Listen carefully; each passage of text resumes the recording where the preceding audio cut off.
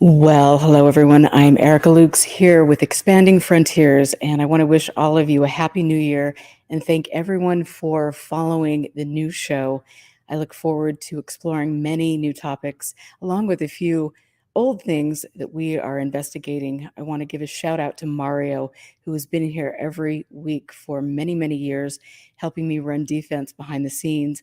I want to thank Peter for doing a great job promoting the show on social media. And I want to give a shout out to everybody that supports the show and donates to UFO Classified on Patreon.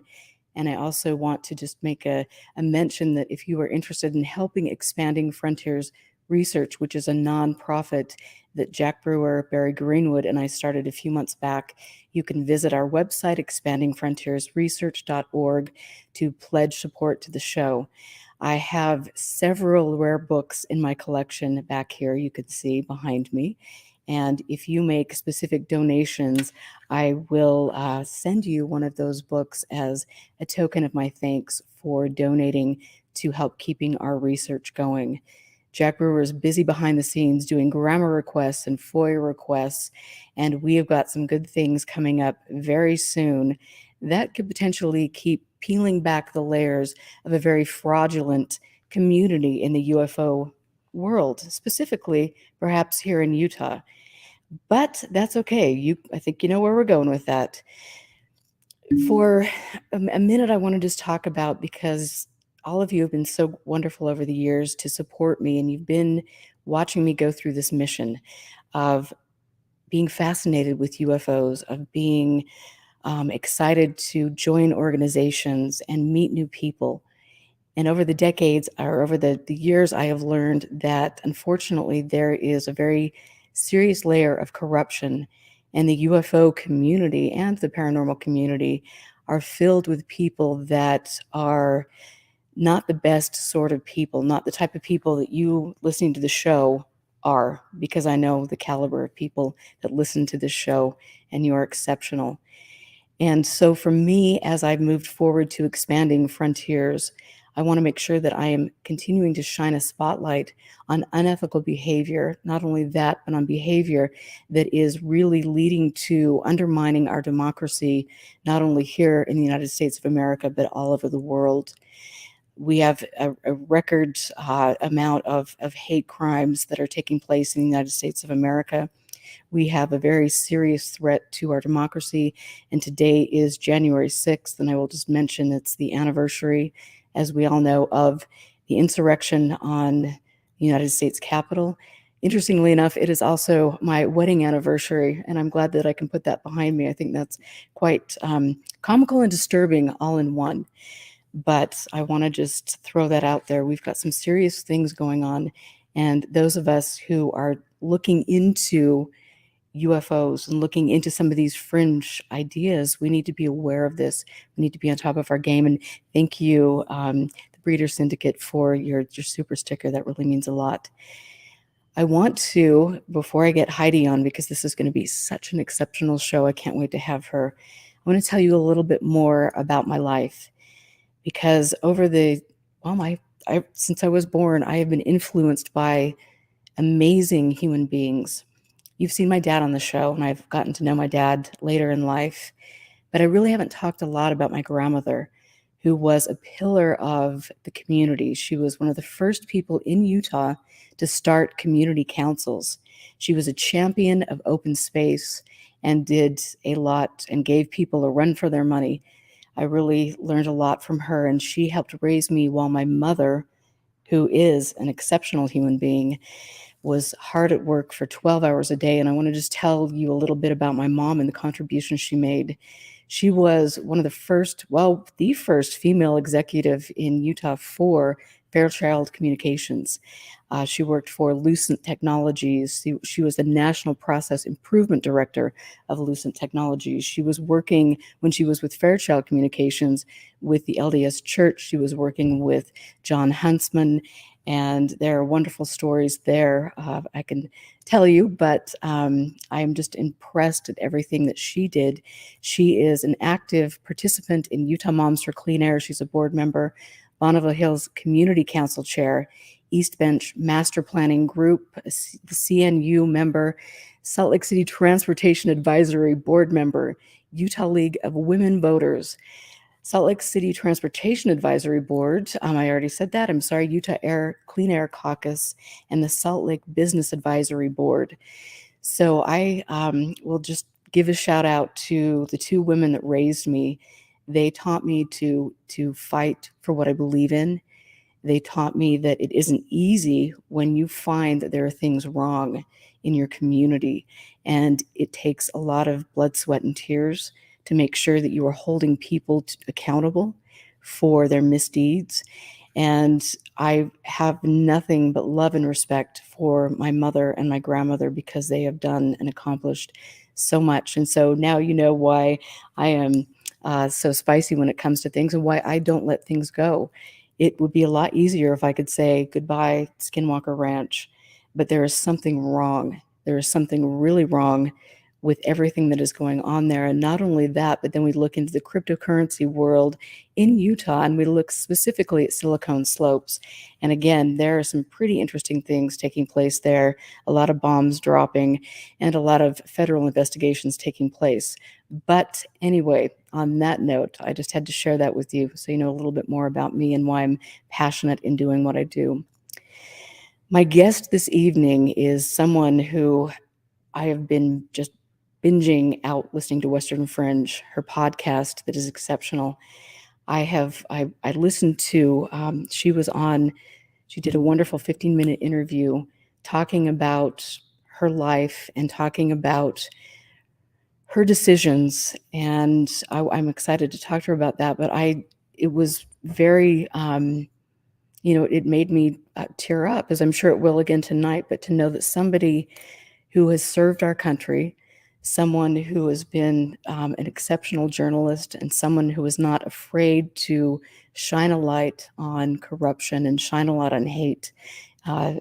She is an example to all of us. And then she kind of likes UFOs. I mean, Heidi, welcome to the show. I'm so excited to have you here. Yeah, thanks for having me. Yeah, no, it is so cool. And I just want to again tell everybody a little bit more. You're a former soldier, which we're going to talk about. You're an activist. You're an animal welfare worker, which, of course, I think everyone here just, that's my hat's off to you. You received your bachelor degree in English from UCCS. You worked as a freelance staff writer for the Colorado Springs Independent, covering LGBT issues, nuclear disasters, which is very interesting to me right now and very timely, cattle mutilations, social movements. You're currently a reproductive justice and politics. You cover those things for the Colorado Times Recorder, and I mentioned Western Fringe podcast. And so welcome to the show. And what were you doing today? So today I was covering a anti-extremism rally in Castle Rock, Colorado on the anniversary of January 6th. So there's a story on that at coloradotimesrecorder.com.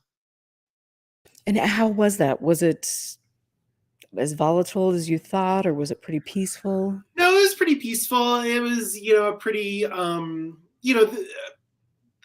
liberal group, not like as a pejorative, but I mean, they weren't like, anarchists or anything like that. So it was just kind of a sidewalk protest, and they had signs, and they had kind of a statement supporting, the victims of January 6th, and recognizing the 12 people who were honored by President Biden today as a result of January 6th. So it was kind of, just people expressing kind of resistance to extremism, particularly right-wing extremism, the kind of thing that led to January 6th.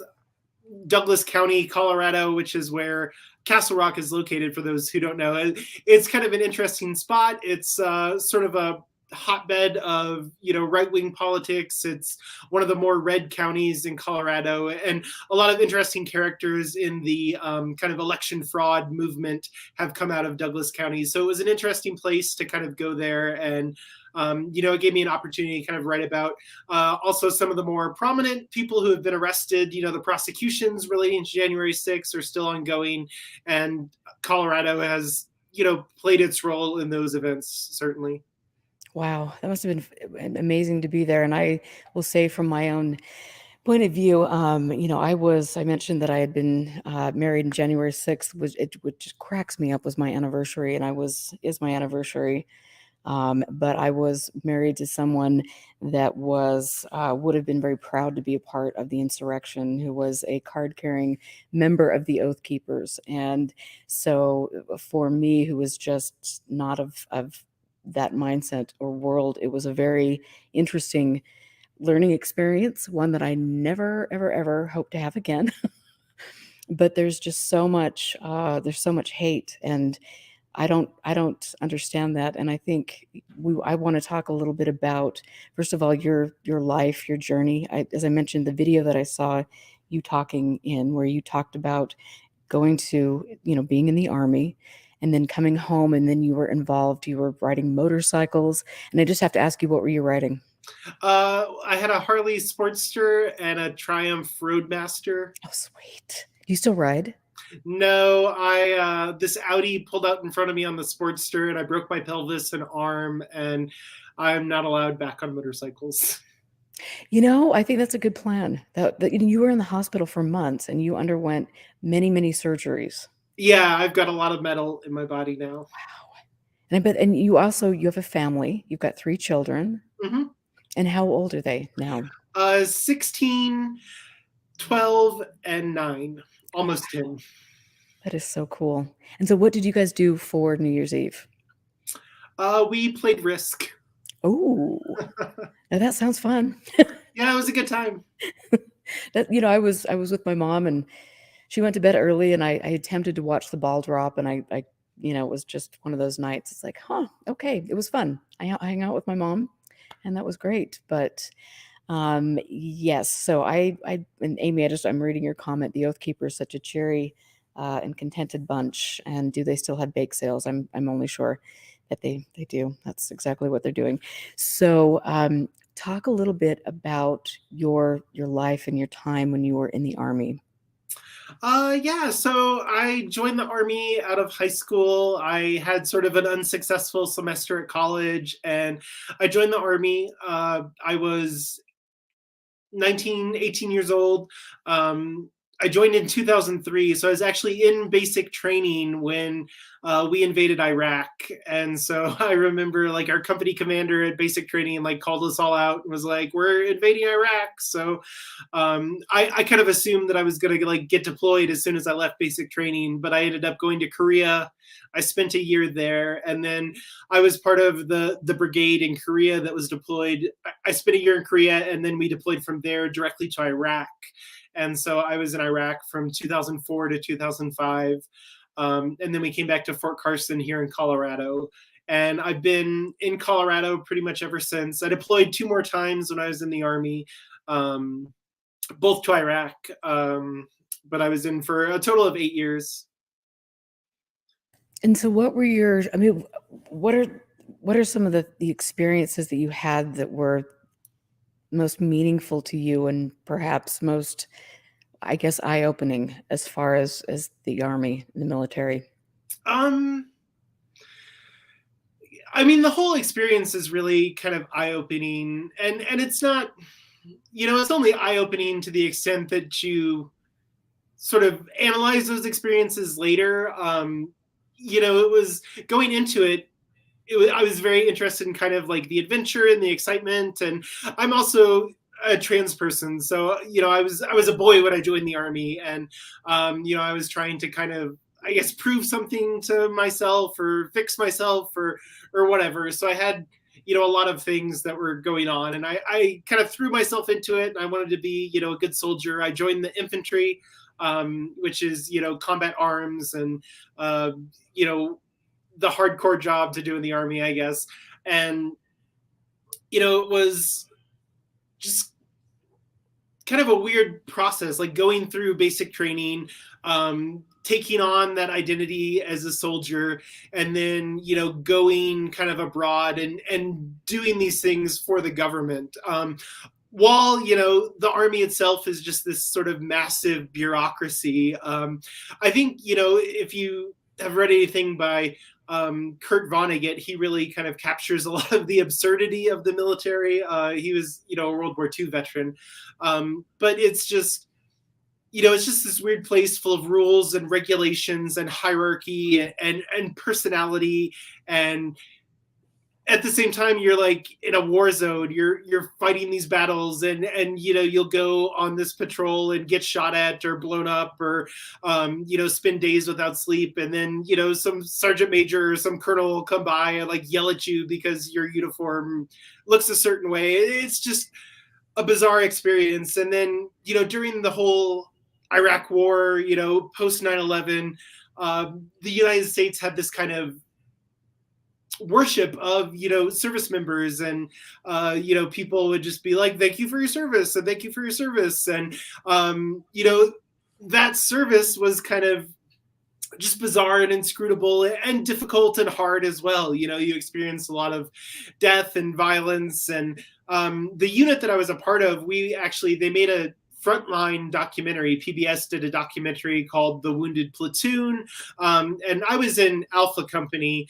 This documentary was about a platoon in Charlie Company, but when they came back to Fort Carson after our first deployment, a couple of guys, like, they committed a bunch of murders. There was a bunch of problems, and it launched this big investigation on Fort Carson about like PTSD and mental health treatment, and issues around like traumatic brain injury, and a lot of the medication that was being prescribed. Like, a lot of people were getting prescribed antipsychotics like Seroquel and things like Ambien while they were deployed to war zones. And it was just kind of an awful experience. And it's through, and I kind of got to see the war like from start to finish, because I joined the army in 2003. Iraq started while I was in basic training, and then I left in 2011, and my last deployment was to Basra in 2011 as US forces were kind of pulling out.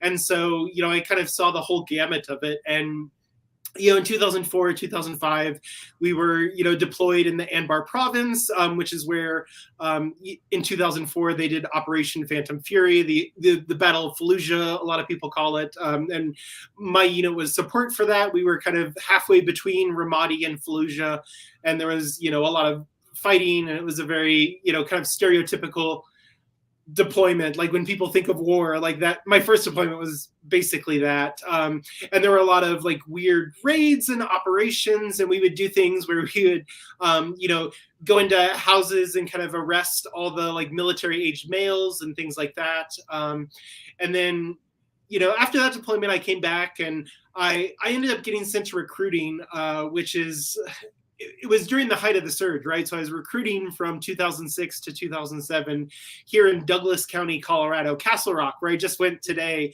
I was a recruiter in that city, and it's an interesting place because it's really like a bedroom community for a lot of Denver tech people, and it's very affluent. It's kind of like the rich suburbs of Colorado in a lot of ways.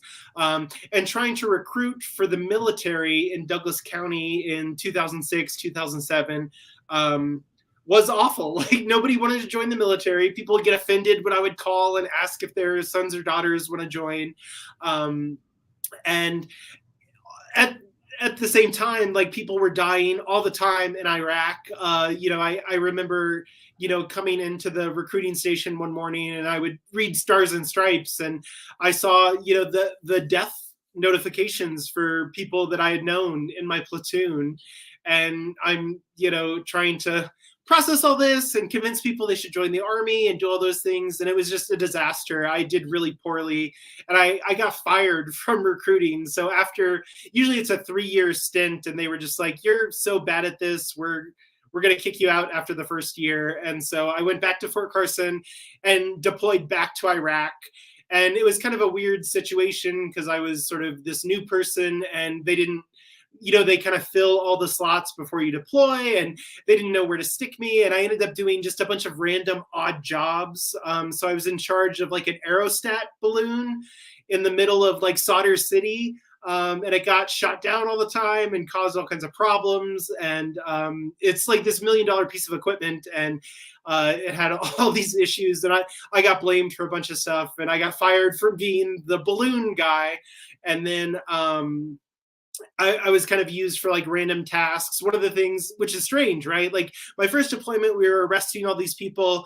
My second deployment, I would do these missions where I would take a helicopter to Baghdad International Airport, and I would pick up like 12, 13, 14, however many people could fit in a Black Hawk helicopter of these Iraqi prisoners, and we would take them back to our area and release them to the authorities. So it was kind of this bizarre thing, and a lot of them would speak a little bit of English and kind of tell me how they did nothing and got caught up in these raids and spent years in like Abu Ghraib and these other prisons in the Baghdad area.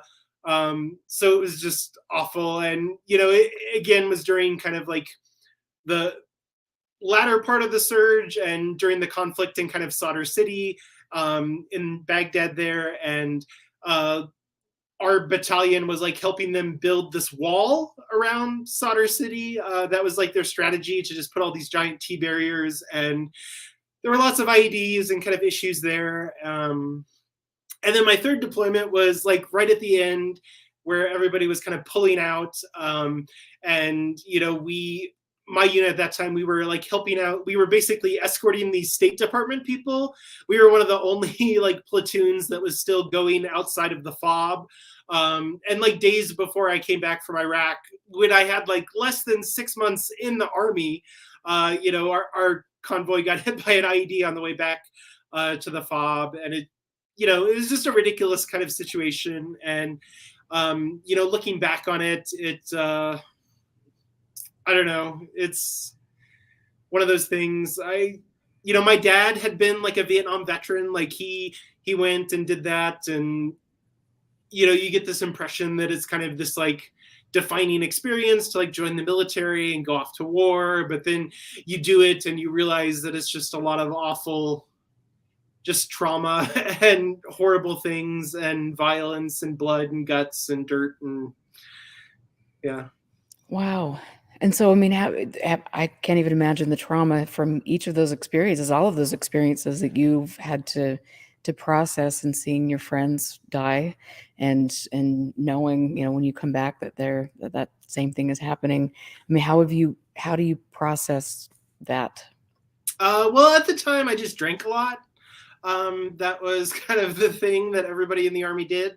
El Paso County here in Colorado, where Fort Carson is, leads the state of Colorado in DUIs. And, of course, El Paso County has 5 military installations, Wow. Not just Fort Carson, but Cheyenne Mountain Space Force Station, and Peterson Space Force Base, and Schriever Space Force Base, and the Air Force Academy.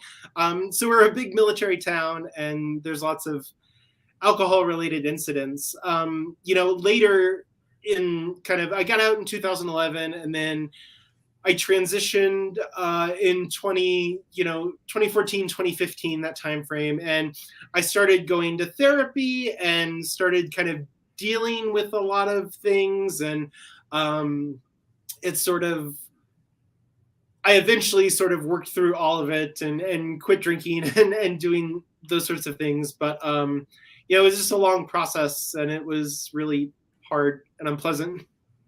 And I mean, I'm so sorry that you had nobody can understand what going through that is like. My grandfather was in the Battle of the Bulge, and I know, I mean, it's just that trauma, the things that you see, I can't even imagine all of that. What did the Army attempt to do to help people deal with PTSD?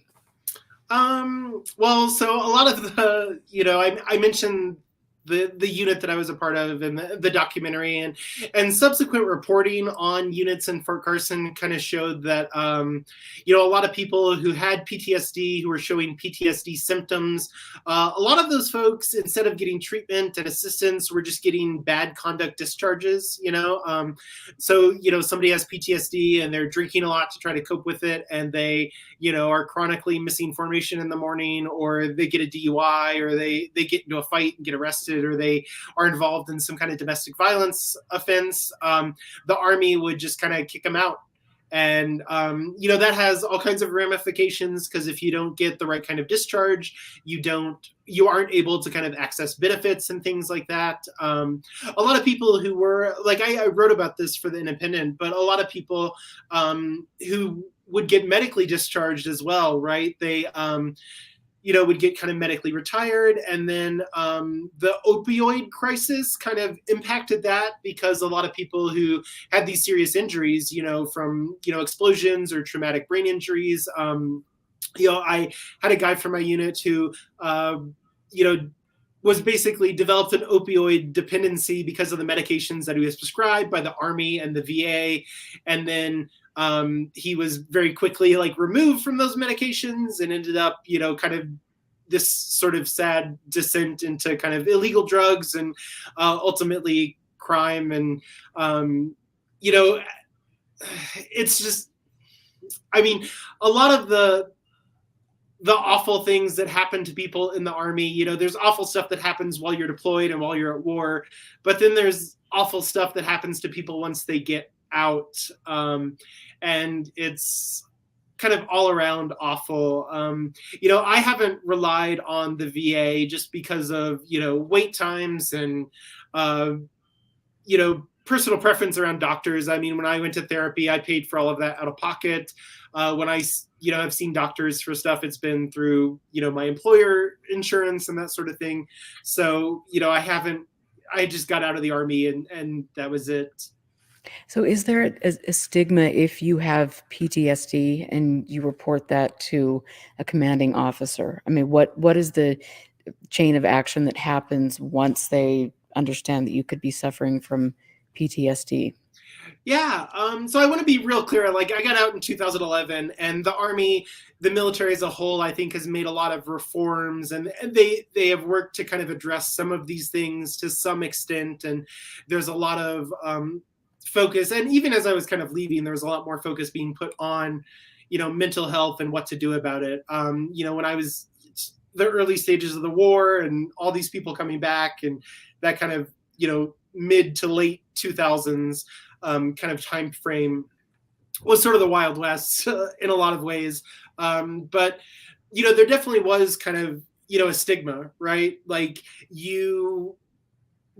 the units had this ridiculous op tempo. You would deploy for a year, you would come home for a year, you would deploy for another year. My second deployment, the unit that I got sent to, was actually on a 15-month deployment. I only did 12 because I showed up kind of late, but people were getting deployed for all these times. And then, they had these very specific training schedules, and they needed people to go to the range and go to the field and, go to the school and learn these skills and get ready to deploy. And anything that kind of stood in the way of that, if your wife leaves you and you're a single parent, which happened to me after that second deployment, or if you are having mental health issues and it's interfering with your ability to work and things like that, it really, they don't like that. And it was very hard for people to kind of toe that line and get the support they need. They can either kind of be the squeaky wheel and get their medical needs met, but have their chain of command kind of hate them, or they just sort of suck it up and do what they have to do until, they can get out or they break. Wow. That is it's heartbreaking. I know from my end, dealing with trying to get things with domestic violence and being married to somebody in the military, watching that unfold and being introduced to women that were serving in the military and were victims of domestic violence, just watching the military and their inaction for things like that. I can't imagine what they have not done for veterans that are suffering from PTSD, and it's really heartbreaking. So I'm sorry, and thank you for doing that. I mean, that takes. I cannot imagine. I can't imagine. I'll tell you what the drill sergeants say: "Don't thank me, thank my recruiter." I love that, and yeah, and I mean, what so you go through this experience. Did you think, and I know in the interview that I watched you speaking, when you were talking about being in the hospital, you said that you saw a video of somebody that had gone through a transition, and that the person that you were watching in this interview had said that they almost went into the Army to see if they could, kind of, it's like going through reversion therapy or something, like we do in the Mormon Church has done so many times with people that are, not of the same, heterosexual mindset. We're going to put you into therapy and we're going to break you and things. And so did that come into play for you when you were in the Army? Yeah, I mean, that was definitely something that I was hoping to get out of it, right? Like, the military, it'll make a man out of you. And to an extent it does. I mean, it's a very homogenous environment. Joined in 2003, and it wasn't just the don't ask don't tell era, right, which it was, but it was also very sex segregated. Like, now women are allowed in combat positions and all these different things, but when I was in, there were no women in the infantry. Like, it was like the infantry was just this place for all the, like, type A alpha males, sort of like dude bros. And it was, I was in that environment, and I was like, this is the kind of person that I'm supposed to be, and this is how I'm supposed to act, and these are the things that I'm supposed to do to kind of, be the person that I am. I guess, and so, I tried I tried really hard to, like, make it work. And it was hard. And I probably wasn't very good at it, but And both of your parents were still alive, right? at that time, yeah, when I was in the military. And so you came back, you were hanging out with all the motorcycle crowds and things, and you were riding, a Triumph and a Sportster and things, and you had this horrific accident where you broke your pelvis and had many surgeries. And then you had this moment where the light came on and you said, this is where I need to go. And so describe that moment and describe what you went through and how that affected your family and your career. Yeah. So I got out of the Army.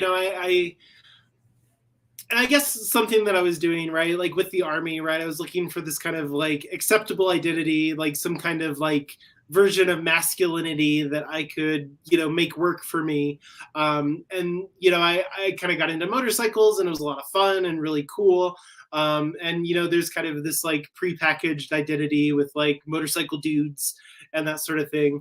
And I was kind of getting into that, and then I had this accident, and it kind of put everything on hold. And when I had gotten out of the Army, I went to college, and I was getting an English degree. My career plan was actually to be a teacher. I wanted to be a high school teacher, teach English and that sort of thing. So I had this accident, like, the first week at my first job right out of college. And it was weird. It was a very serious accident, and yeah, I tend to make light of it, but it was very serious at the time, and it really it forced me to stop, like, everything in my life that I was doing.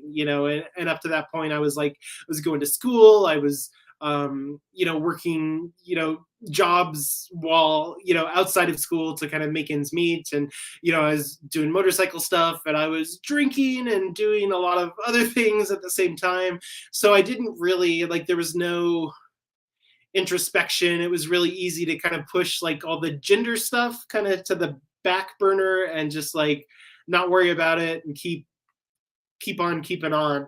But the accident kind of forced me to stop and take stock of that. And it's funny you mentioned that that documentary that I watched in the hospital, because that actually has not aged well. So the documentary I watched was this person who now their name is Chris Beck, and he's using he him, and he is like detransitioned, but he was a former Navy SEAL, and he had like transitioned, and there's this like CNN kind of documentary about his experiences, and the stuff that he was saying in that documentary, as he was transitioning and kind of presenting himself as a trans woman, kind of resonated with me. And he has recently, kind of come out and detransitioned and said he wasn't really trans. And, so it's weird to see that happen. Like I certainly have not had that experience. Like there's no going back for me. But, I had to kind of just stop and think about things, and I had a lot of time to think because I was stuck in a wheelchair and trying to figure out like what it meant. And I had been kind of struggling with depression, but it got really worse after the accident, and the drinking got worse, and in general. And my wife at the time, she was kind of getting to like the end of her like patience with me, and I ended up going to therapy and kind of talking about some of this stuff and figuring it out. And I eventually, kind of came out to my wife, and I was like, hey, this is who I am. This is what I got to do. I was fully expecting her to like divorce me. Like I was thinking, all the worst case scenarios, and which are, unfortunately very common for trans people. A lot of relationships don't last through that. But she has stuck by me, and it actually like helped our family a lot. Like coming through the transition process, I'm, a better parent, a better, person to be around, a better partner, a better spouse. It drastically improved my life. But it was interesting. I did end up losing that first job that I had. And so it actually kind of worked out because I was able to apply for a new job with like the new gender and name and everything. And so I was able to kind of start working at a new school where like nobody knew me, and that sort of thing. And, that worked out. And I taught for 3 more years after that. And then just, I ended up kind of burning out pretty spectacularly during my last year in education, and just kind of, that was it. And I want to just mention and kind of go off on this little tangent, but you had taught somebody that was involved, that was killed at the Q nightclub massacre. And so can you talk a little bit about that and how that affected the community, and how that affected you? Yeah. So I taught at Sand Creek High School here in Colorado Springs, and it has an interesting reputation. It's more of a urban, lower socioeconomic status kind of school. A lot of minority student populations, a lot of English language learners, and those sorts of demographics. It's kind of a challenging educational environment, and it's interesting being like a trans person in education. And I have recently come under a lot of like scrutiny for the fact that I was trans and taught at a school and all this crazy stuff. And now like it's unimaginable with all the groomer rhetoric and all this crazy stuff that's going on. But I really, when you're a teacher in that situation, you really try to kind of keep that under wraps and not really talk about it at all. But it's tricky because like the LGBT students, like they will find you. And, I ended up being the sponsor for the school's like GSA club. So all the little LGBT kids would like come and hang out with me and talk to me, and, kind of look to me for like support and assistance with like the various issues and that sort of thing. So, I, was very close with, quite a few of them, and they appreciated having someone like me around to kind of talk to, and I feel like it made them feel like less alone, and Right. it's good for kids to see that like there's a future for people who are different.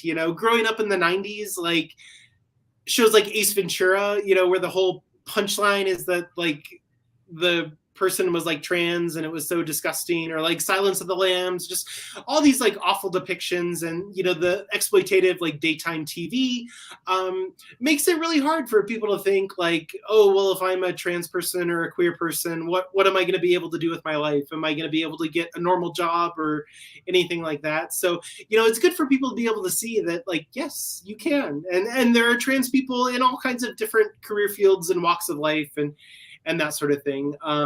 But the Club Q shooting. So one of my former students was a performer and was involved in kind of the drag scene, and was doing stuff like that when we were in the GSA. So they've really, they've stuck with it, and they've done pretty well for themselves, and I'm very proud of them. But they unfortunately were at Club Q the night that the shooting took place, and there was another student, former student of mine who I wasn't close with. He was like, an athlete, and I was very much like, the teacher for like the arty queer punk kids, not so much, the athletes and stuff like that. But he was a nice kid, and he was very, well thought of, and he was, really made an effort in school, and was a good guy. But he was there with his girlfriend, who was also a Sand Creek student, but not one of mine. And he was one of the people who was killed during the incident, and his girlfriend's father, Rich Fierro, was the guy who like stopped the shooter. And Wow. it's just, and it's weird being a teacher, because I run into my students all the time, like former students at all kinds of different events and all kinds of different places, and I have all these connections to the community just because I happen to like teach for 5 years. And it's just awful when those connections kind of coincide with these traumatic events and that sort of thing. I can't imagine, but I just want to say that Anderson Lee Aldrich stormed Club Q right before midnight on November 19th. He's charged with 305 counts and motivated hate crimes. And this was, and you mentioned Richard Fierro and Thomas James, who were the two people that saw this happening and saw people around them getting murdered, and stepped in and really saved the lives of many, many people that night. And it's again, it's just another tragedy where you've got a place where people are safe, they're having a good time, they're not hurting anyone, and people that have obviously some significant issues, and that are being indoctrinated into this cult of hate for no reason, decide to pick up a gun and go in and kill people just because they're different and because they don't understand them. And I want to say, because I have heard, a lot of the rhetoric is, people that are trans, people that, that you're grooming people, that you're going out into public schools and you're telling these young people that they need to have surgery or start on hormone replacement therapy and all of these things, and that's the problem. I clearly know that that's not the case, but can you address some of this kind of crap that we hear from people? Yeah, it's so absurd and ridiculous.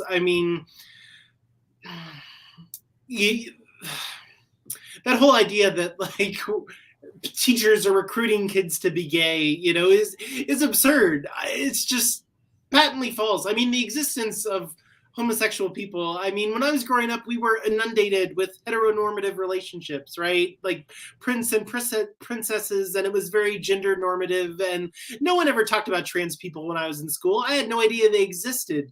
So this idea, and I left the public school environment and have since transitioned. But it wasn't happening back then, and it's not happening now. Like, they're not being recruited into anything. Like I said, when I was a teacher, like I was very I did not talk about my personal life, my personal experiences. I did everything I could not to use the word transgender. I'm teaching literature, so I would talk about like, Walt Whitman and Oscar Wilde and all these like people who were gay, and that came across in aspects of the things that we were reading about. But it wasn't, there's no recruitment happening, and it's just so frustrating. Like, it's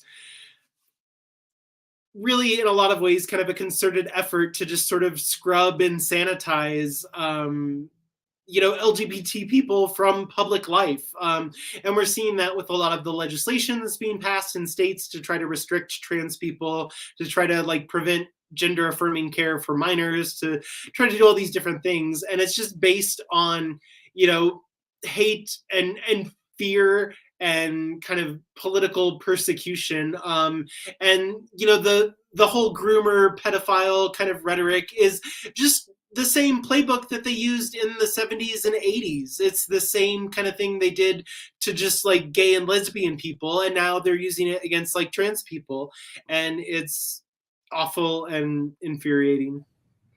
Yeah, absolutely. And I mean, I look around and I see, the people that are allegedly good Christian people who, I mean, in my mind, I mean, I grew up in the LDS faith. Christ, in my opinion, would never be like that. He would never be filled with hate. He would accept, I mean, that it's just, there's so many questions that you have to ask yourself when people are so hateful and decide to ostracize and bully and target people just for wanting to do their thing. And we always cry about, our civil liberties and things, but yet, I mean, great, you're good as long as everybody's doing things your way. And then, if somebody else is living their life and not harming anyone, then that's a problem for them. And you just think, come on. It's like, where are you people coming from? Because it's obviously, you it's hate based, it's fear based, and it's wrong on so many levels. And it's that's why we're, like I said, we're seeing so many hate crimes, and and people can't live, and live a prosperous life. And I know, even from what I've gone through with the domestic abuse, I mean, you would think that women, after everything, would be protected. We could, go to a police officer and say, this is what happened to me. But yet instead, I'm being told personally that, well, he believes the abuser, and things like that. And so there's so many things out there that we need to take into account, and so many areas that we need to get involved with, because this isn't okay. Hate isn't okay on any level, in my opinion. And I know everybody listening to the show, I've been seeing some great comments here, and I know that's why I love all of you guys that support the show, because you feel the same way. And so anyway, thank you for addressing that, and I appreciate it. And so, I mean, how do you feel right now? Are you still, I mean, are you being targeted? Like, what's going on because you're a journalist, you're out there, you've got Western Fringe. I mean, what kind of blowback or hate, if any, of you experienced? Well, so recently I've gotten a lot of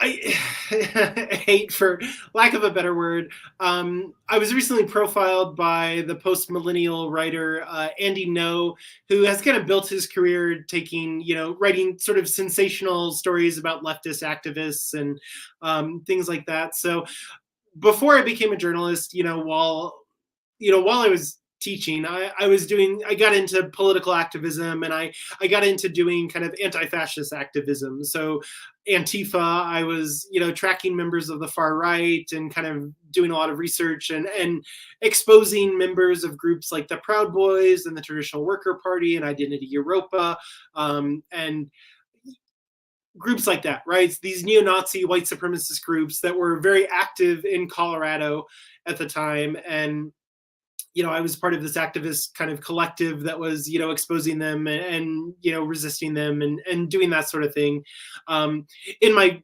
sort of spare time. And I did it for a couple of years, and then, I moved on. The end of my teaching career was sort of like an interesting, like, personal life sort of meltdown, and I stopped teaching and I stopped doing activism, and I did a lot of stuff. And I spent a year just working at the Humane Society and kind of focusing on myself. And then I went into journalism full time.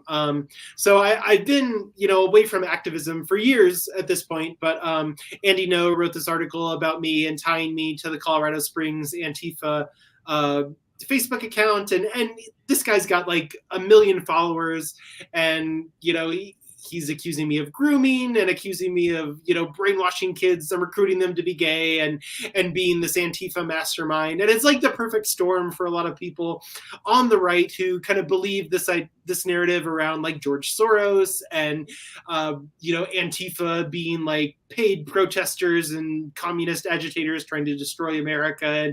And you have me, who's a transgender person who was a teacher and was a part of Antifa, and it makes their heads explode, and they're just like, despite the fact that, again, I've been away from it for years.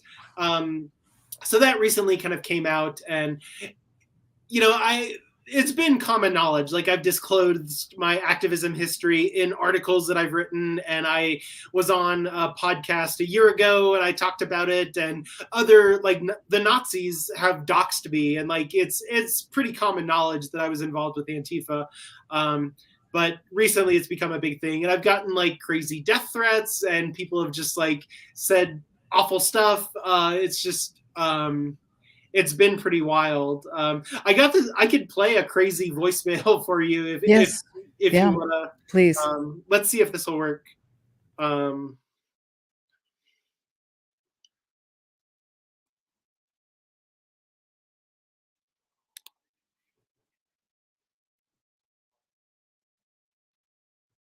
So, Heidi Beadle, the tranny freak, condones violence. Be careful what you wish for, bitch.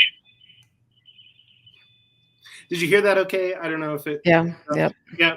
So that's what I've been dealing with for the past, couple weeks, since like right before Christmas. So yeah. And again, I'm sorry that you have to deal with that. I know, just even in the small world of UFOs and the crackpots in that world, I mean, I've had death threats, people stalking me, all sorts of great things, and continue to do that. And I continue to see that that kind of hate, and it's just really unfortunate. Sean Drew in chat, Sean, I know you listen to a lot of my shows, but you've got to knock it off, because I don't appreciate your comments tonight. So I think that it is amazing that you are talking about this. I think it is absolutely imperative when you see so many, like I mentioned, hate crimes, when you see so much gun violence taking place in the United States of America, and now you see this kind of sickness spreading all over the world, and it's just ridiculous. And I want to talk a little bit about the UFO community for a minute, because this is, we've seen hate and some really nasty stuff since the inception of the UFO community. And this has been a safe haven for Nazis. This has been a safe haven for all sorts of people, fascists, people that are just really despicable, pedophiles, all sorts of great things. And because people in the UFO community are looking for a place to hang out and find acceptance, a lot of times we're not willing to call people on the carpet. And I look at what happens, with George Santos, and here you've got this fellow now who's, representing his constituents, and he lied about every freaking thing on his resume. But yet you look at the UFO community, and 99% of the people that are leading the UFO community have made up every freaking thing on their resume. These are people that have been convicted of pedophilia. These are people that have been abusive to women. I mean, there's so many things, and yet nobody freaking stands up and calls this crap out.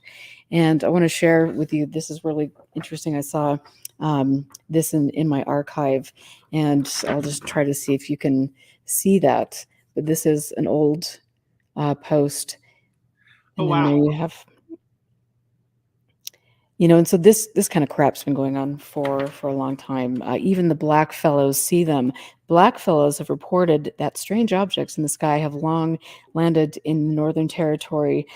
This may be flying saucers from other planets. And then you have clearly a white man standing there over.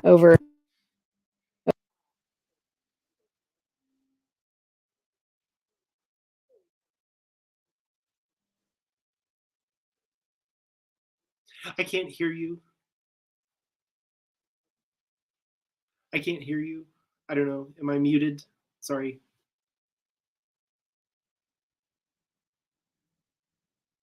My mic is having, can you hear me There now? you go. Okay, cool. My mic is having special moments here. But and so you see, when you go back through UFO literature, you see this kind of stuff, which is absolutely commonplace. And then I want to do a show on this, but then you've got back in the summer of 1976, The Strange Affair of Apin, where Jenny Randles talks about this group of Nazis that were sending hate messages to people in the UFO world. And then I also want to just mention here that you've got, and hopefully the speaker is back on. Can you hear me now?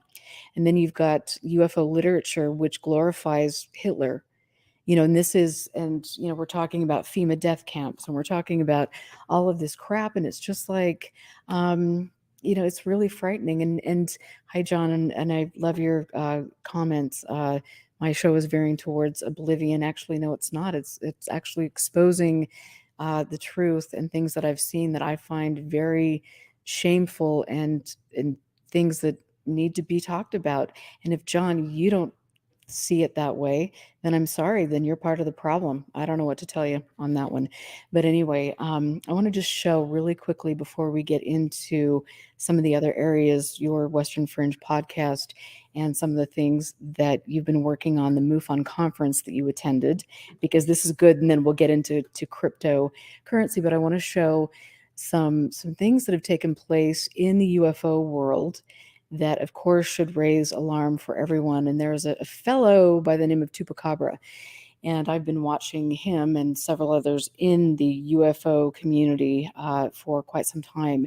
And so this isn't, obviously, I just want to warn everybody, this is very disturbing, but here we've got Chupacabra back in 2021 saying making assumptions based on emotions won't help research. There's almost no evidence that says the protocols of Zion are fake. Well, really. And then here we've got, if you think faggot is an insult, you're a bigot. If you're afraid of words, you're a faggot. Yes, this is Chupacabra. And then here you've got deleted user, insecurities, all that. And then he's explaining that he's sad because he's a tranny faggot, but he's only a tranny faggot because he's sad, the cycle of faggotry. This cycle needs to end. And then one more thing I'm going to show. All of these men were from Eastern Europe and most had Jewish ancestry. There are many more on this list as well. Catholics and Jewish sects are the main players in child harvesting. So this is the kind of crap that you see in the UFO community. This is the kind of crap that you see on UFO Twitter. And this is why I have not been involved in UFO Twitter at all, because it has been hijacked by some really nasty, delusional people. And so I just want to say that this is really disturbing. And when you read things like that, I'm sure you're familiar with that because you've been so brave to come out and talk about everything that you've been through, and you played that message. But what do you think when you see this kind of crap on Twitter? I mean, it's nothing new. One of the figures from like kind of the UFO community that I've looked at and has been Bill Cooper, who wrote Behold a Pale Horse, and he had like a radio show, and his reputation today, I think, is mostly like being Alex Jones before Alex Jones. But before he went on that career arc, he was a UFO guy, and he was very involved in like I think he was at a MUFON conference or spoke at one. Aaron Gullius and the Saucer Life podcast has some great episodes on both Bill Cooper and Bill English, who I wrote about. Bill Cooper's Behold a Pale Horse has the protocols of the Elders of Zion in it. Like, it has a whole chapter on it. And Cooper kind of laundered this stuff and this kind of extremism and this is just stuff that's been in the community for years, and there's always been that weird fascination with Nazis and, the Der Glocke, the weird like bell-shaped UFO and Nazi bases in Antarctica, and all this, very fantastic stuff has been part and parcel of the community. And it's still there, unfortunately. It is, and I mean, I can see some of the comments in chat and just talking about the fact that, this Chupacabra is still there and has people supporting him, and it's just amazing. And he's out there boobing around and saying he's sorry and all of this stuff. But as Leah Prime mentions, I mean, there are hundreds of posts of him saying this type of hateful rhetoric, and so it's really indefensible. And I know that he's been a big promoter of cryptocurrency, which we're going to get into, because when you were at the MUFON conference, you ran into somebody that was a big promoter of crypto, and that's just in and of itself quite interesting to me. And that's a rabbit hole that I've gone down, because there's a lot of good meat to that. But I mean, it is quite sad to see some of these people in the subject that are promoting this type of hate. But that's the way it's always been, and more people need to stand up. And I know that people in chat have actually stood up to this type of thing, and make sure you guys keep shining a spotlight on that. And then, John, I just want to read that, because I kind of called you out in chat there. You're not a hater, but I don't think everyone in the world should have to pass a test for political correctness. You can't realistically expect everyone to share your political opinions. I don't. I actually am I was a registered Republican. I was a Republican delegate. My family gave a lot of money to the Republicans. I am one of those types of people, which we all should be, that actually wants to hear all sides of things, because my life isn't black and white. The world isn't black and white. This country isn't black and white. We rely on talking to other people, hearing their points of view, and we try to move forward with respect for all sides. And that's the way it is. But unfortunately, some of the people that are promoting this hate don't seem to care for other sides to the story, and they don't seem to respect people that hold opposing viewpoints, and that's unfortunate. And so, yeah, it's also just absurd. I mean, we're talking about a community that's dedicated to the study of potentially extraterrestrial life, to other, races and blue avians and secret space fleets, but somehow the existence of transgender people is beyond the pale. Like, that's a step too far. But contacting with like Orthon, via coded messages, is totally acceptable, and it's frustrating. And I've heard from transgender people, other trans people who have been a part of MUFON and who have left the organization because of this kind of environment where, these sorts of statements. I mean, imagine, being a UFO researcher and trying to like talk about things and share sighting information in those kind of Discord chats where people are just using slurs and making fun of people like you. It's not something that I would put up with, and it's not something that anyone else is going to either. And it pushes a lot of these people out of the community, which maybe is the point. It's an insular little kind of echo chamber where we all share the same sort of 5 stories from 1960, but it makes it incredibly hard and people wonder why these kind of scenes are dying, right? Why there aren't as many new like researchers and things like that. And it's because they've just created this environment that is only acceptable to a very small fringe. And that's the thing that is amazing to me. You bring up a great point. It absolutely boggles my mind that people in the quote unquote UFO community can preach love and light, and benevolent space beings are here to stop us from a catastrophe. They care about our environment. I mean, give me a freaking break.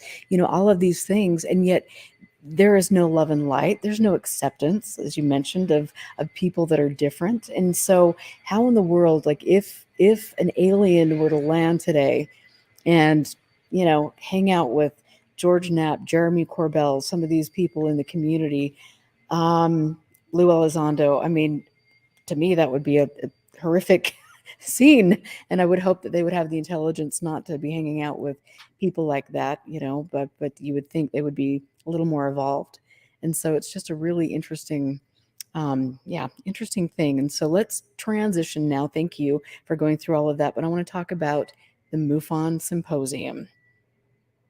And so you went there. That was 2022. So describe that for us in your conversations. Yeah, so I went to the symposium here in Denver, and it was a fun event. I had never been to one before. I had, talked to a few people. The Colorado director, I had done a story about Bigfoot for the Colorado Springs Independent, and I had talked to her a little bit for a story. So I had some connections, and they gave me a press pass, and I paid for some additional content that they had. So I went to the field investigator training, which, I found kind of fascinating because I do, I write about UFOs when I get the chance, and I love talking to people about sightings. And so I was curious to, see how MUFON did it. And, I was curious for all the panel discussions and stuff like that. Talking to people, I was really, I got the opportunity to speak with Catherine Marden, the niece of Betty and Barney Hill, and kind of talk to her about that case a little bit. I was able to speak to J. Allen Hynek's son, who I'm blanking on his first name right now, unfortunately, but I talked to him about cryptocurrency and psychedelics and like DMT and UFOs and that sort of thing. And I again spoke with the Colorado MUFON director about kind of some of the projects she's working on and where it's going. I mean, overall it was a good event, and I didn't personally experience anything like no one was mean to me personally, but it was an interesting experience. I mean, I remember the first MUFON Symposium I went to. I think I was state director or field investigator. I don't know. And I mean, I honestly met people that I really liked. I mean, I people that will be friends, with me for the rest of my life. And I think there are good people there that are just looking for a place to talk about new and unusual ideas. I mean, probably all of us were geeks in high school or whatever, and we've experienced things. And so to me, it was a fun and exciting community. And I think, the more I learned and the more I stepped back and saw the way things were playing out and saw how easily it was to be a speaker at one of these conferences and to promote the secret space program, or to promote the angels and demons, thing, and to promote the Space Brothers who are, doing the Heil Hitler salute, and the tall-haired, blonde, blue-eyed Nordics and things like that. The more I just kind of stepped back and just thought, okay, wait a minute, where are people going with this, and why aren't people understanding that there might be a problem here? And so let's talk a little bit about your meeting with Jalen Hynek's son, because Paul, thank you. Yeah. And the second you said that, I had a mind blank as well. I'm like, oh yeah. So I met Paul at a conference here in Utah, and I mean, he was, larger than life kind of guy. And it was very interesting because I went up to him and I said, hey, I've got this wonderful archive, and I've got all of these original letters that you've never seen, that probably most people have never seen, from your father to Anne Ruffle. And would you like copies of those? And that was just like, nah. I mean, I just thought that was so odd. And it was also very, very interesting to me to see that during his talk, the first maybe fourth of the talk was about his father and experiences growing up, and then the rest of it was pitching cryptocurrency and somehow linking that to this is the next way that we are going to exchange currency with space beings. And I just thought, huh? And I mean, that was the common theme among most of the people that were speaking at the conference. So what were your thoughts? I've listened to your interview, and I hope other people do go to Western Fringe to listen to that specific interview where you play clips from Paul. But yeah, what were your thoughts? I mean, I did kind of like the crypto thing was sort of a weird, like unexpected turn in the conversation. And I did kind of ask him about some of the controversies around cryptocurrency to get his take on that. And with the SFX or SBF or FTX thing that's going on. I mean, my personal take was that it was kind of like, I'm not a finance person. I don't have extra money to invest in Bitcoin or whatever.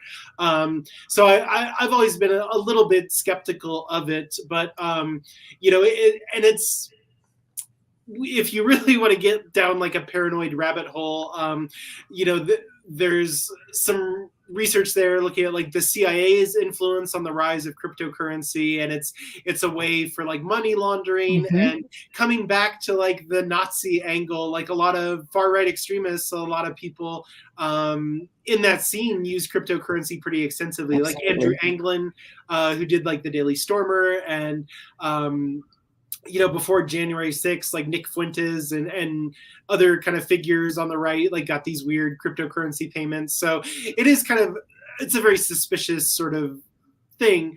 And it was very interesting to see him kind of advocate for that, but it kind of goes along with it. Like there's sort of, this like tech bro persona, right? And they're into like all this new agey stuff, right? Like the DMT and, psychedelics and, Bitcoin. And he's also really involved in like life optimization. Like he had his thymus gland replaced or something. And it's all part of that transhumanism movement, which has long been just sort of like a quirky thing for rich people to do. Like Elon Musk is really into it, and Walt Disney and cryogenic preservation and all of these things. It's all part of that kind of tableau. And so it's interesting to see those in these spaces, and it's just such a fascinating kind of scene, because like on one side of the spectrum, I guess you have guys like Paul Hynek who are like pushing all this stuff, and then on the other hand, you have these people who are like transhumanism is part of like the World Economic Forum's plan to enslave all Americans, and it's just bizarre that they kind of interact in such close spaces all the time. And it's interesting. I'll say that. Well, I mean, it is. And I just think, and I mean, oh my gosh. Yeah. And I've got to mention, because to me, this is fascinating. You've got the people at Skinwalker Ranch who, if you go to Expanding Frontiers Research, we've done, Jack Brewer has done a great job exposing some of the things that are taking place here in Utah using taxpayer funds to promote absolute garbage, which is great. We could actually be, helping homeless people. We could actually be supporting small business owners that are actually open 12 months out of the year instead of 3. I could go on and on. But I want to talk a little bit about the safe haven here in Utah that we've given to cryptocurrency. And these are some of the headlines here. So from Coin's Desk, the headline is Utah man charged with 7 felonies in connection to alleged 1.7 million crypto mining scam. The DOJ says James Wolfgram gained the trust of his victims by flaunting images on his social media of digital wallets filled with millions of dollars of crypto, among other lures. And then you've got, this goes on and on here, but this is relevant to some of the players in the subject. Here's another article. Utah businesses entangled in an alleged 722 million crypto fraud scheme. This is from the Utah Investigative Journalism Project, September 2022. And this is a suspected fraudulent Bitcoin mining company may have ensnared several Utah properties, according to documents for a case against BitClub Network, a company accused by the DOJ of defrauding over 1,000 investors out of $722 million. And so here you've got this, and then we've got SafeMoon LLC, which is a cryptocurrency and blockchain company that was created in March 2021. The company also, and this is from Wikipedia, has SafeMoon token, SFM, which trades on the Bitcoin or the Binance Smart Chain blockchain. The tokens are a 10% fee on transactions, with 5% redistributed, or token holders on 5% directed to wallets in a different currency. And then it says the SafeMoon company has released a minimal function cryptocurrency wallet and has announced plans to release other cryptocurrency products. The company and the token have been the subject of several controversies since the conception by being compared to a Ponzi scheme. SafeMoon, gotta love you. Not delivering on products, having multiple class action lawsuits filed against them and facing serious fraud allegations. And lo and behold, who was involved in SafeMoon? Well, I certainly know that they were promoting that up near Vernal, near the Skinwalker Ranch, when they did their conferences. And it is, I think if you go to the internet and find many different times where the alleged owner of Skinwalker Ranch, I mean alleged because nobody really knows who actually owns that property, but he is one of the big investors in SafeMoon. So good times waiting to happen. I just needed to go onto that little tangent, but thanks for humoring me there. But you mentioned that, this is a great way to launder money. And that's what some of these neo-Nazi groups are doing. That's what some of these people are doing. And now we've created this place in Utah where it's a safe haven for people to come in and launder money and do some really despicable things. I mean, what do you think, Heineck? Where do you think he was coming from? And I don't mean to put you on the spot. No, I mean, my impression was that he was kind of like a true believer, like he was really bought into it, and he described to me how he was investing in Bitcoin and that sort of thing. And a lot of people are, kind of true believers, and I understand, the potential, and a lot of people who have kind of like a libertarian sort of political philosophy really love the idea of cryptocurrency because it takes like governments and things like that out of the equation. But it also, it takes regulation out of the equation. And, I think a lot of what you see in the UFO community, I mean, the Saucer Life podcast, they have this great sound clip where it's, UFO might as well stand for an unprecedented financial opportunity. But it is like a community that kind of sets itself up for this like bizarre marketing. I mean, at the MUFON symposium, there was a booth that was selling like electrically charged water for like $80 a liter. Or like $300 for like a case of it or something.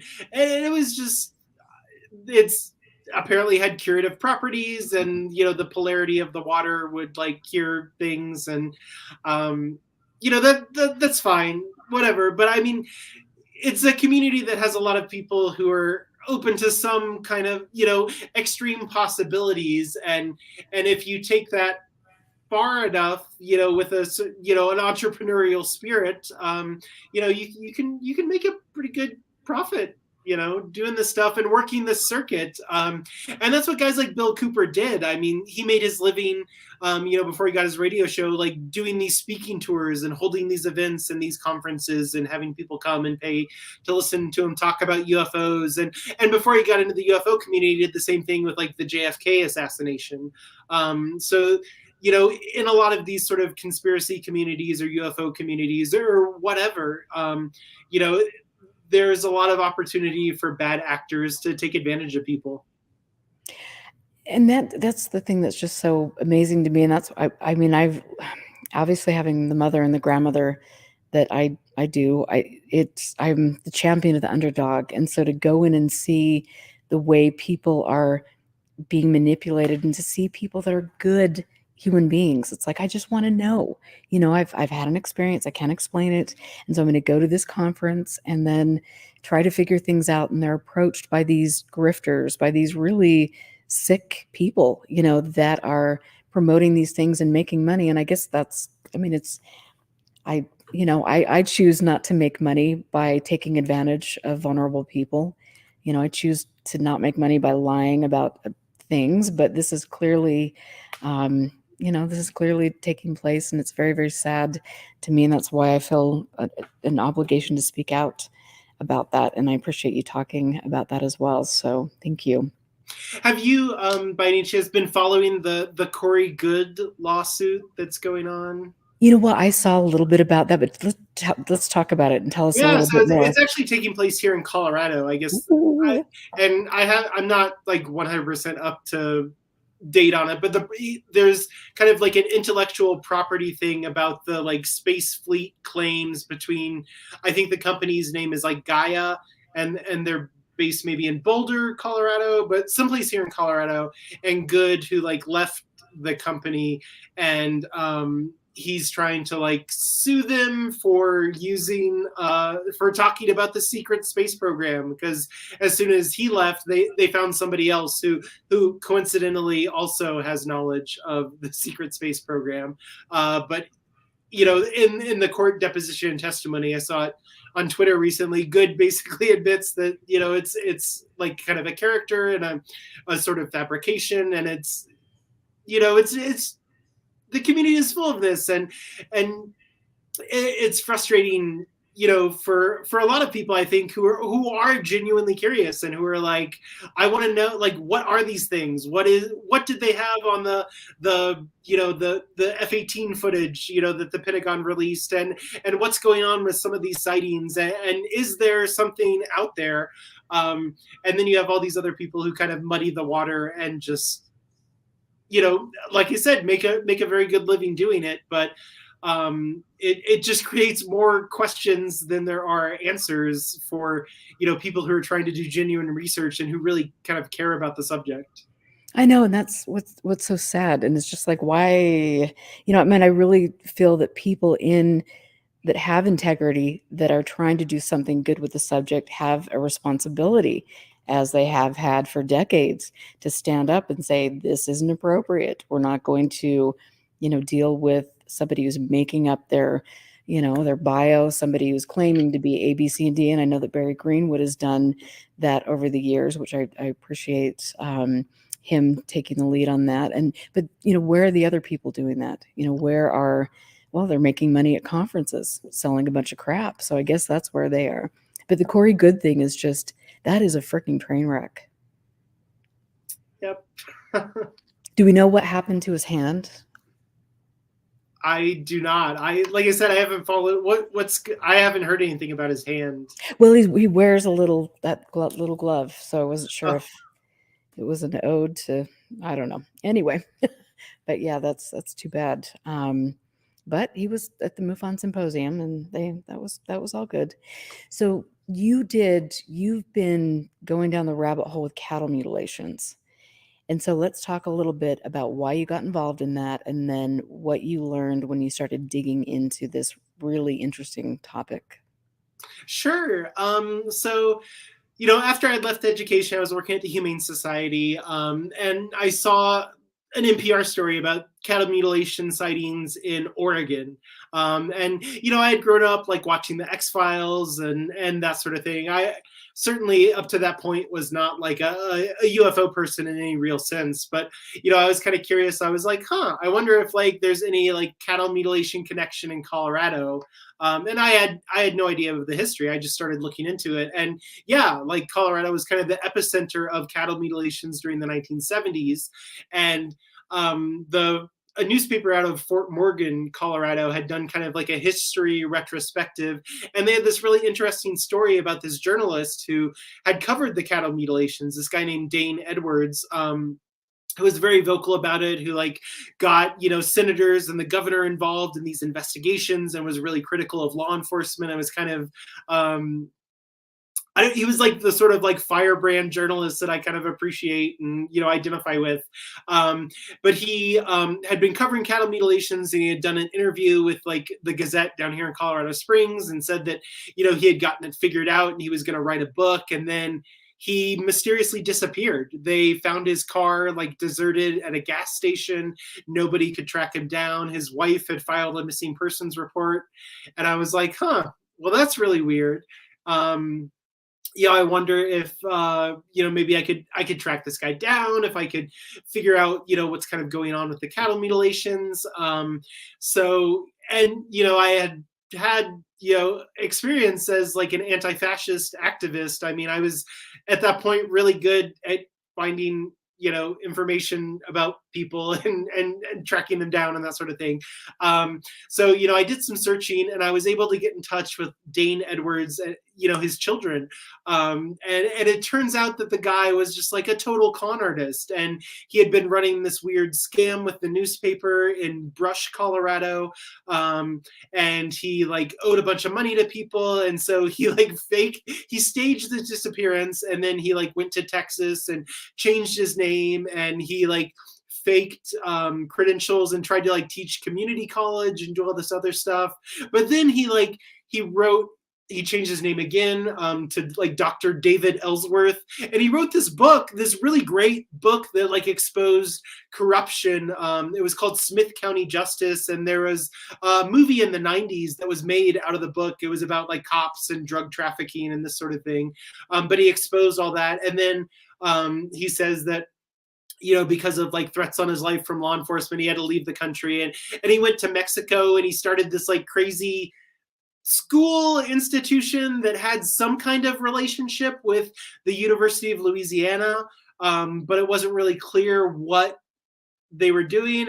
And, my speculation would be he just wanted to like be able to say that he had like a partnership with a US institution so he could, get money from folks in Mexico. And he was kind of this like Gatsby-esque sort of like figure, but he was one of the primary guys doing like the cattle mutilation reporting here in Colorado.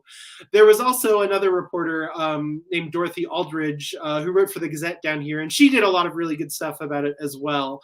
And so I was able to kind of write a story for the Colorado Springs Independent, both looking at like Colorado's history with cattle mutilations and also kind of tying up this like loose end of what happened to this, journalist. Because like, on the one hand, a lot of people think like, oh, well, the government got to him, or, all kinds of like crazy things that could have happened.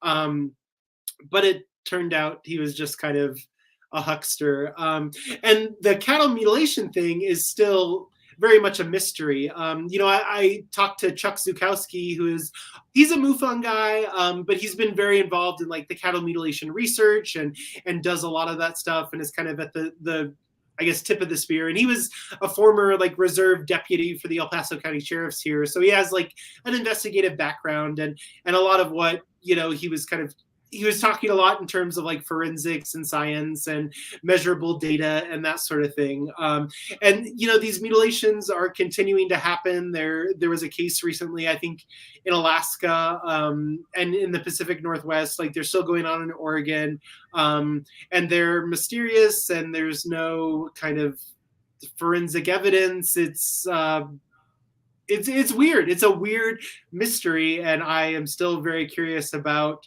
what that's all about. But the cattle mutilation thing kind of led me to like the broader sort of UFO stuff.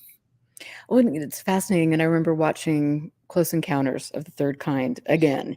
Like the older I get and the more I look at things, and you can see, ad placements for this and that. And there's a scene where they're all, the military and everybody's behind the scenes, and they know that these people are going to come and storm, and try to look for the UFO. And there's a military guy saying, well, how about we just use the cattle mutilation excuse? And, A, B, C, and D. And then there's a crate from Lockheed Martin over here where they're running through, and it's just like, okay.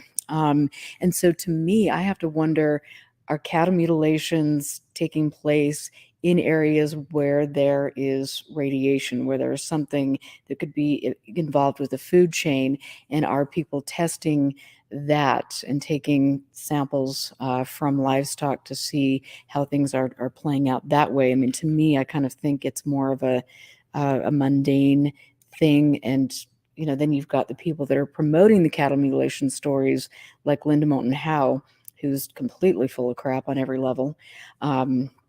But I mean, maybe the Ebens did it, but there has to be, when you look at specific areas, you look at the map of nuclear fallout, the radiation, and you look at specific things, and then you look at, I mean, all of this, there's got to be a more mundane connection, unfortunately. Yeah. So I continue to look at this stuff and try to figure out what's going on with it. I know there was recently, like the NIDS folks had kind of released a papers or described how at one of these mutilation incidents, they actually found like a syringe and were able to identify kind of puncture marks. And there was a report in one of the old news clippings that I looked at where they found like an attaché case, and I think some of the incidents in New Mexico, they found like a gas mask or something at one of the sites. So these days I feel like I'm in like my X-Files season 5 arc, where I feel like it's less like UFOs and more kind of like weird government stuff potentially. Another theory. So I just I'm really interested in all these kind of obscure sort of conspiracy books. And I got a copy of Black Helicopters 2, which looks at kind of cattle mutilations in Colorado in 1975. But it has, like, there's an interesting angle here where some of these cattle mutilation things might be kind of connected to like drug trafficking operations. There's a lot of weird stuff. Like Colorado is such a weird state and I love it, but like there was some weird stuff going on in Colorado in 1975. There was a lot of weird murder cases happening in Grand Junction, Colorado, and there are kind of allegations that the law enforcement agency there might have been involved in some of this stuff in terms of like drugs and organized crime. And that sort of thing. And, Colorado, the police chief in Grand Junction went on to be a police officer who was involved in the Ted Bundy trial when he was charged here in Colorado. And if you've read anything by Dave McGowan, that whole Program to Kill kind of hypothesis that like serial killers are a phenomenon of the CIA, which, was kind of doing like drug trafficking stuff and all kinds of weird things. There's a lot of like really crazy possibilities for this cattle mutilation thing. I feel like the science angle is kind of a good one as well. Colorado and, Colorado had Rocky Flats, which experienced all kinds of weird disasters from almost from its inception, through like, till it was shut down in like the early 90s. And, the idea that maybe they're testing the effects of nuclear radiation on cows, and the Midwest is also full of these nuclear silos where they were housing nuclear weapons and things like that. So there's a lot of possibilities. I just want to know, like, whatever it is, like, I'm really curious, and I think, there's compelling arguments in a lot of different directions. It's fascinating. I mean, for sure. I mean, and then you've got the satanic, cults that are going out there and doing this, which I think is the least likely of anything. But, like I said, when you look at the areas where these cattle mutilations are taking place, and you look at the area of, radiation and some of the places with downwinders and things, I would be willing to bet that it has something to do with the way these things are taking place in our environment and how it spreads to the food chain and things like that. But of course, like, using the UFO narrative is such a great way to cover things up.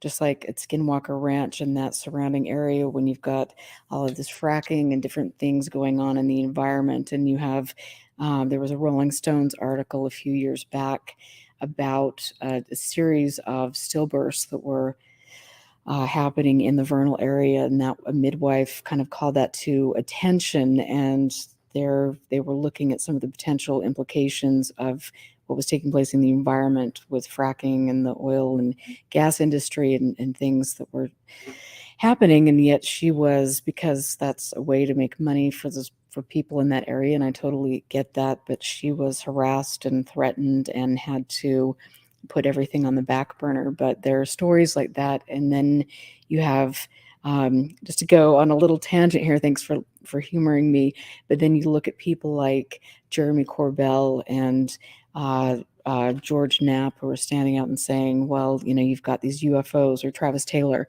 and they're, people are being exposed to them and they're dying of radiation, and it's like, okay, where are you getting that? Seriously, if you're a scientist, you're going to put that out there, then tell me. But other than that, what I'm seeing is this area and the life expectancy is much lower because of what's taking place in the environment. So get past that first before you're saying it's a UFO or an alien coming in and, doing something to livestock. So I don't know. That's just me. Yeah. And, it's kind of interesting. You mentioned like the stillbirths and that sort of stuff. So I was for a while, I was kind of humoring a lot of like the John Lear hypothesis and some of the stuff that he had written about. And Lear had mentioned, around Dulce Base that there were, like weird hybrid projects and causing problems with like pregnancy and fertility. And the cover for Dulce Base, right, was like the gas buggy, the nuclear tests that they were doing in Dulce. Well, they did those same nuclear tests here in Colorado, in Rifle and Rollison, in kind of like northwest of Denver. And there was also like a couple years ago, they did a study around kind of fetal abnormalities that were occurring. And it wasn't like birth deformities because the fetuses didn't come to term, but they were seeing a lot of just kind of weird congenital stuff in some ultrasounds. And so I was thinking, I was like, oh, like, is there some weird connection to any of this? And I actually was able to talk to someone from the Colorado Department of Public Health and Environment, and she had actually she had worked on the Rocky Flats study on radiation and stuff like there.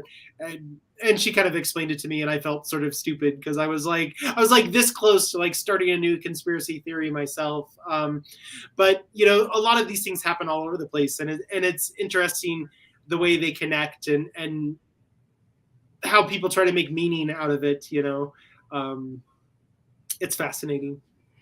Yes, it is. It is really interesting, and it is interesting when you have things that are taking place and a lot of money that's involved to mine specific areas or to do different things, and there aren't protocols that are properly being followed, and people unfortunately pay the price for that. It's interesting to see the way that rolls out, and I know in Utah we've seen that more than once over the years, which is sad. And that brings me to Dugway Proving Ground, where we're still doing open air testing and all sorts of great stuff, and we don't have the people in Utah they don't have the knowledge, and the news media isn't giving them good information about specific things that are taking place, and so it's interesting, but I don't know. So cattle mutilations.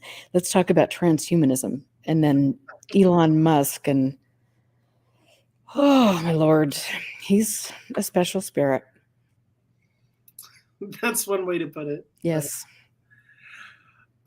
Yeah, I guess like I haven't done a ton of I did kind of a short episode around transhumanism because like in Colorado we have this festival called Frozen Dead Guy Days, and it was like this guy who had died and his family wanted to like preserve his body, and that's a key facet of like transhumanism, right? And so transhumanism is sort of this philosophy that grew out of kind of a lot of sort of sci-fi ideas at like the turn of the century and like the 20s and 30s. A lot of folks who were interested in like the idea of like prolonging life and doing all of these things. And it's gradually kind of morphed as technology is kind of advanced, right? It's no longer just freezing parts of your body or your corpse and seeing what happens.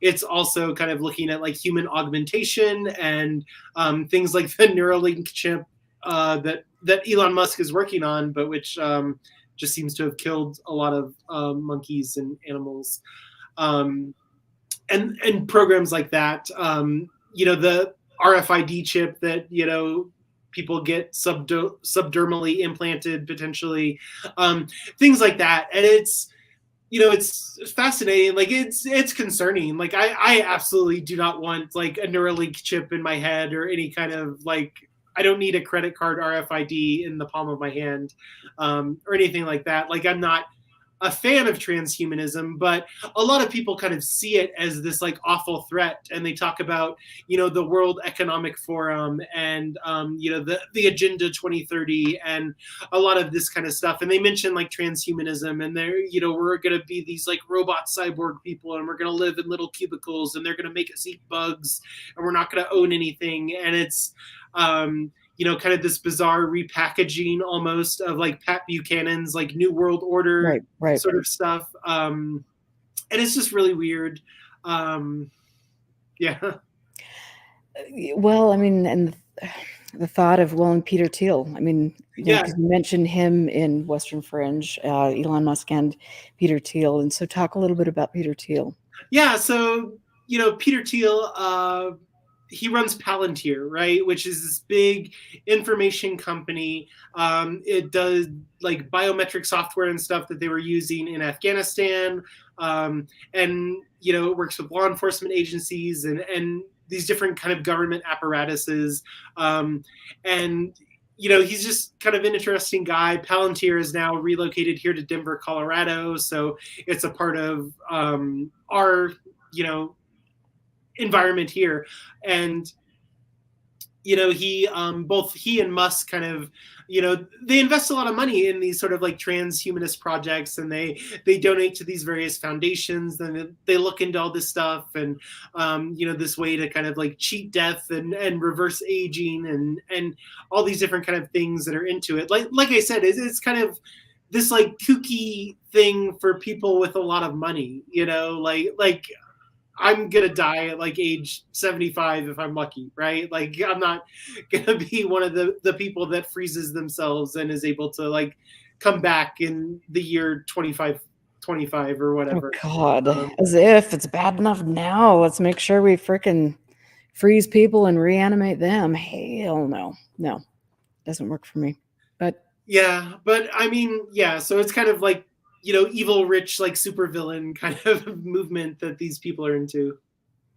Interesting. Well, I think both Peter Thiel and Elon Musk are very interesting in some of the things that they've stated publicly, and yeah, Palantir is a very interesting company, and like you've said, they've done a lot for the intelligence services and things. And I heard last time I checked that they were struggling a bit, but I could be wrong about that. Do you know why they moved to Colorado?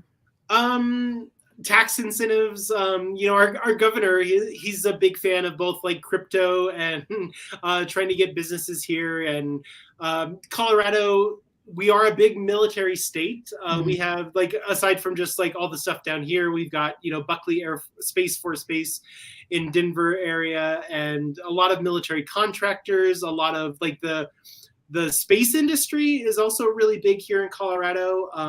Part of that is Space Force, but part of it is just kind of our location and the talent pool that we have. We have a lot of tech workers and things like that. So it's, Colorado is basically like new California. That a lot of people complain about that and would hate that characterization. But in terms of like the businesses that are moving here, the industries that are moving here, it's kind of developing along that path. How interesting, because we have a lot of that in Utah as well. We've got a huge aerospace and defense contractor section here, specifically around Hill Air Force Base, and obviously we've got Dugway Proving Ground and different things, the NSA, and so it is quite curious to watch all of that. But I'd be interested to know, what's taking place with the governor for Utah, and trying to get the aerospace and defense contractors over to Colorado, and different things like that. So I need to look into that. But well, and these are also all sectors that like have massive government contracts attached to them. Like, you know, the Pentagon, the defense industry spends billions of dollars. Like the Pentagon budget is ridiculous and obscene. And, you know, the space industry, a lot of these kind of industries are, you know, they get a big piece of that pie. And if we can, you know, have those industries in Colorado, you know, that's good for us. Like here in Colorado Springs, we've seen a lot of kind of political discussion around the decision to move the Space Force headquarters from Colorado Springs to Huntsville, Alabama. And nobody wants to see that happen, and we want to keep it here, and all these different things. So I think, you know, at the end of the day, it's probably, you know, a lot of economics and financial decisions that are driving a lot of this stuff. So why was it moved to Huntsville? Is that because Travis Taylor's there? Well, that was, you know, kind of a Trump decision. But Huntsville, Alabama has long been like kind of a NASA place. It was, you know, don't ask why there's so many German restaurants in Huntsville, Alabama. Because of, you know, Project Paperclip and all those folks. But, you know, it's a big aerospace place. And I mean, you know, Colorado Springs and Huntsville, Alabama kind of are on par in terms of like their contributions to like space defense stuff. You know, if all the infrastructure, all the command stuff wasn't already in Colorado Springs, like Huntsville would be a great place to have it. But a lot of people kind of thought that Trump sort of made this decision because of some of the political support from you know, Alabama lawmakers as opposed to those in Colorado. And it's just something that's been contested, and I am not sure where it stands at this point, but it's something we're very concerned about here in Colorado. Interesting. We'll have to talk more about that. It's fascinating on multiple levels. But and so what are you doing now? Like, what's your big passion? What are you focusing on? Because it sounds like you're like me and you've got a million things that you like to focus on. Yeah, lately I've been really into cults. So the most recent thank you for mentioning that. Thank you. I'm so sorry not to bring that up, but tell us a little bit about that, because I mean, obviously with the cults, you could kind of tie that over to the UFO community. Absolutely, yeah, it's all kind of connected in this weird way. So yeah, I started off this season of Western Fringe kind of looking at you know, MK Ultra, mind control sort of projects. At the University of Denver was one of the sites where they did the hypnosis research studies for MK Ultra.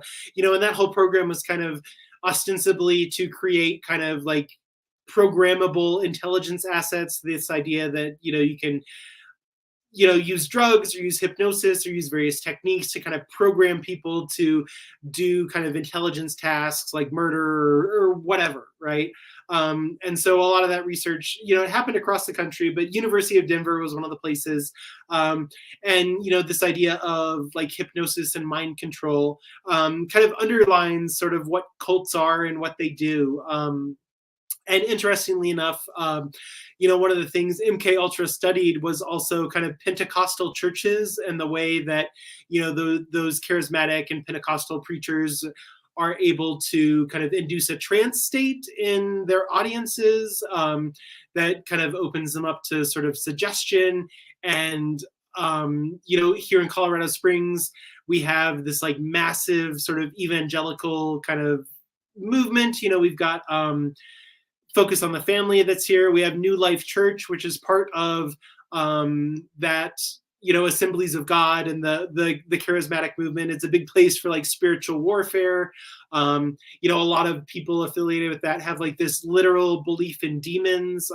And there was a political candidate, you know, one of our state representatives here from Colorado Springs, kind of expressed those sentiments, and he runs Assemblies of God Church. And it's fascinating because all these churches are also plugged into like geopolitics. Like, you know, James Dobson was one of the guys, he was very plugged into the Reagan administration. He was on the Council for National Policy and a lot of these other kind of figures. And, you know, I looked at, Youth with a Mission, and the guy Lauren Cunningham that like started Youth with a Mission was he came up with this idea of like the 7 Mountain Mandate with this guy named Bill Bright, who had done Campus Crusade for Christ, and he had ties with like the Nixon administration, and Campus Crusade for Christ like sold a bunch of property to this weird like Christian identity Nazi group that was like had ties to like the Oklahoma City bombing. It's just a lot of weird, like crazy stuff. And I also look into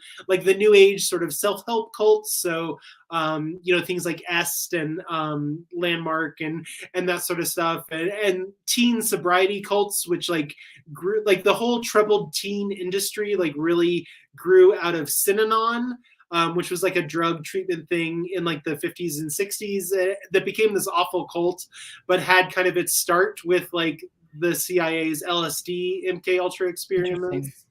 So just kind of looking at all that weird stuff. My next episode is going to look at like the 12 Tribes cult. I'm going to try to get that done this weekend, and just kind of looking into more of that. There's a lot of weird stuff in Colorado. Well, there's a lot of weird stuff in Utah. And you look at some of some of the programs here, and I think you and I've got a lot to talk about, is what I'm going to say, because we just see a lot of brainwashing and a lot of youth wilderness programs where you're sending kids out and traumatizing them, and there's all sorts of good stuff going on, and that's a part of brainwashing, like the trauma, the dissociative states, and like I said, like that's a big part of like Dave McGowan's like program to kill hypothesis, and a lot of interesting stuff. And so just really quickly, because we still have a few minutes, I mean, like program to kill and like the kind of the way somebody is broken and reprogrammed, like how does that take place specifically? So if you look at a lot of the argument that McGowan basically makes, right? One method of kind of, programming people is to introduce sort of a dissociative state, right? Like what they used to call multiple personality disorder or dissociative identity disorder. And, you can create kind of these selective personalities, and once you have the separate personality, like the main personality doesn't know what the other one is doing, so you can create kind of this blank slate and program it to do what you want it to do, and all sorts of things like that. Unfortunately, it's difficult to like just make someone disassociate, and the main way that people develop dissociative identity disorder is usually through trauma, particularly like childhood trauma, and so part of that idea is that, all these cases of like satanic ritual abuse, which you saw at like the McMartin preschool case, the Presidio case that involved Michael Aquino, who was like a lieutenant colonel in the, PSYOPs in the special forces, but who was also like a Satanist, like with Anton LaVey, and then formed the Temple of Set. And friends with John Alexander. Yeah. The government was like kind of using these like abusive cults to kind of create, to sort of facilitate like this kind of child abuse, to create these sort of people that you could program.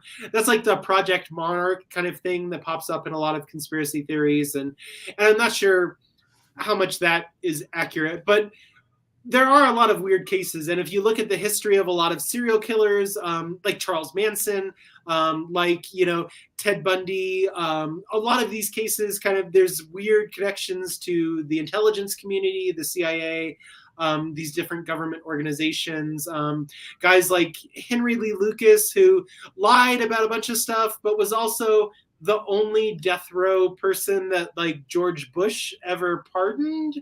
But he had claimed he was part of a satanic cult, and things like the Finders cult, which I'm going to talk about in connection with 12 Tribes.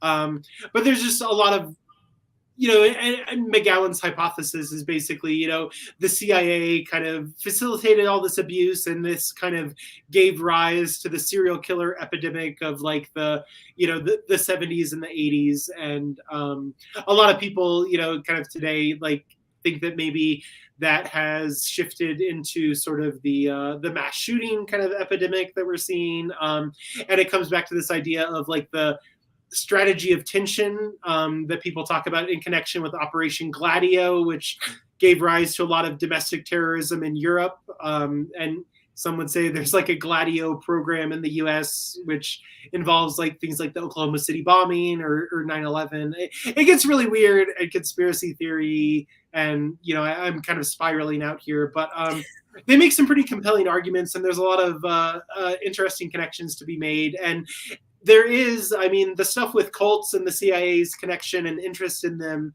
is pretty well documented. So, well, and it's just it is fascinating to see how many cults. I mean, just in the UFO community. I mean, it's I don't know. We need to talk about this more. And in Utah, there's so many different types of cults, and then you look at people like Tony Robbins and his cult of you know, I mean, and his behavior, and there's so many people that create these cults under the guise of new age or self-help or empowerment, and are really basically predators in action. And that's unfortunate, and there's so much more to talk about with you. Dang it. sorry. And so hopefully you'll come back. Yeah, I'd love to. And so, okay, and thank you so much. So where can people find you? So I write for the Colorado Times Recorder. Our website is just coloradotimesrecorder.com. My podcast, Western Fringe, is available on Apple Podcasts and Spotify and wherever you get your podcasts. I am on Twitter for now at Heidi Beadle, and I am also on Mastodon, which I'm Heidi Beadle at mastodon.lol. And I think those are all the big ones. Well, that's great. We'll definitely be finding. And I've, like I was mentioning at the beginning of the show, I loved listening to Western Fringe, and I'm excited for your new episodes. And you've given me so many things to think about. And I commend your courage, and you know, just to come out and talk about what you have, and to see the hate and the vitriol that you can see just even Googling your name and seeing your haters and the crap that they've put out there. It's really phenomenal. And I understand how that machine works, and it's unfortunate, but thank you for everything that you've done. And thanks for being here tonight. And this has been a really, really great show. And I can't wait to have you back. Having me. Yeah, thank you very much. And Happy New Year to you. And thanks, Jack, for your comments and hooking Heidi and I up. This is great. I just love it. And so, Heidi, I will reach out to you and we'll talk a little bit more about things. So thank you very much. Yeah. Happy New Year. Yeah, take care. And I want to just say thank you, all of you who support UFO Classified and who have helped make that show possible.